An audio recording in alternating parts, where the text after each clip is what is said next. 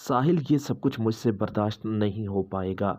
मैं अब बहुत ही ज़्यादा परेशान थी। मैंने जब साहिल के हिस्से को देखा तो मुझे साफ समझ आ चुकी थी कि ये सब कुछ मुझसे बर्दाश्त नहीं हो पाएगा।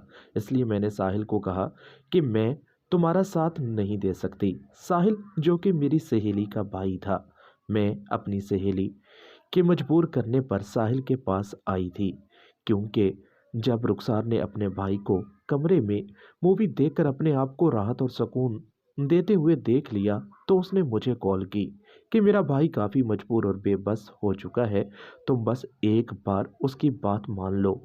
इसलिए मैं अब बहुत ही ज़्यादा परेशान भी थी, लेकिन मैंने जब साहिल को देखा तो मेरे लिए और भी ज़्यादा मुश्किल थी।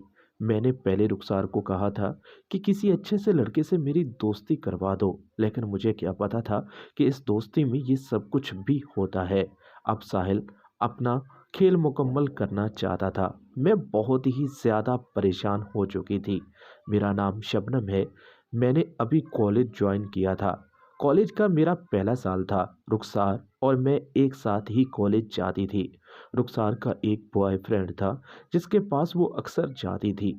रुखसार जो कि ज़्यादा से ज़्यादा वक्त उसके साथ कॉलेज में गुजारती थी। मैंने रुखसार को कहा कि मेरी भी किसी से दोस्ती करवा दो, लेकिन रुखसार जब घर में आई और उसने अपने भाई को ऐसे देखा तो रुखसार ने मुझे कॉल करके अपने घर पर बुला लिया और कहा कि तुम्हारा काम और भी ज़्यादा आसान हो चुका है। तुम अब चाहो तो साहिल के साथ अच्छी तरह से खेल सकती हो, क्योंकि कॉलेज में बहुत सारी लड़कियां अपने बॉयफ्रेंड के बारे में बात करती थी और अक्सर बताती थी कि किस तरह वो एक दूसरे के साथ ज़्यादा से ज़्यादा वक्त गुजारते हैं। साहिल की मैं बात तो मान चुकी थी। मैंने साहिल को एक अच्छी सी पोजीशन भी बनाकर दे दी थी, लेकिन साहिल जैसे ही खेलने की कोशिश करता तो मेरे लिए ये बहुत ही ज़्यादा मुश्किल हो रहा था। मैंने साहिल को कहा कि देख लो, मैंने तुम्हें पहले भी कहा है ना कि ये खेल इतना आसान नहीं है। मैंने आज से पहले कभी भी ऐसा कोई खेल नहीं खेला। साहिल ने मुझसे वादा किया, लेकिन अपना वादा तोड़ दिया। मैंने जब उसे मना करने की कोशिश की तो लेकिन उसने मेरी कोई बात नहीं मानी और आखिर उसने अपनी मंजिल को पा ही लिया। मेरे चेहरे पर आंसू साफ नजर आ रहे थे, क्योंकि मेरे लिए ये बहुत ही ज़्यादा परेशानी की बात थी। मैंने साहिल को कहा कि तुम कितने बेरहम हो, मैंने तुम्हें कहा था ना। साहिल ने कहा कि चाहे जैसे भी खेल लो, पहली बार का खेल तो इतना परेशान करता ही है। तुम शबनम ऐसे ही परेशान हो रही हो। मैंने आखिरकार साहिल की बात मानकर उसे दोबारा खेलने की इजाज़त दे दी, क्योंकि मुश्किल वक्त तो गुजर चुका था। साहिल जैसे जैसे अब कोशिश कर रहा था। शुरू में तो मुझे काफ़ी परेशानी हो रही थी, लेकिन अब मुझे खेल की समझ आसानी से आ चुकी थी। अब मुझे भी काफ़ी अच्छा लग रहा था। साहिल को मैंने कहा कि अब तुम्हें परेशान होने की ज़रूरत नहीं। साहिल ने कहा, मुझे माफ़ कर दो शबनम, मुझे तुम्हारे साथ ऐसा नहीं करना चाहिए था। मैंने कहा कि कुछ नहीं होता, तुम सही कह रहे थे। चाहे जैसे भी इस खेल को खेलो, एक बार तो इंसान को इतनी परेशानी उठानी ही पड़ती है।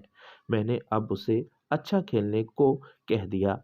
अब मैंने उसे एक अच्छी सी पोजीशन बना कर दी। इस पोजीशन में तो वो और भी ज़्यादा अच्छा खेलने लगा था, क्योंकि मैंने भी कई बार बहुत सारी फिल्म में ऐसा खेल देखा था।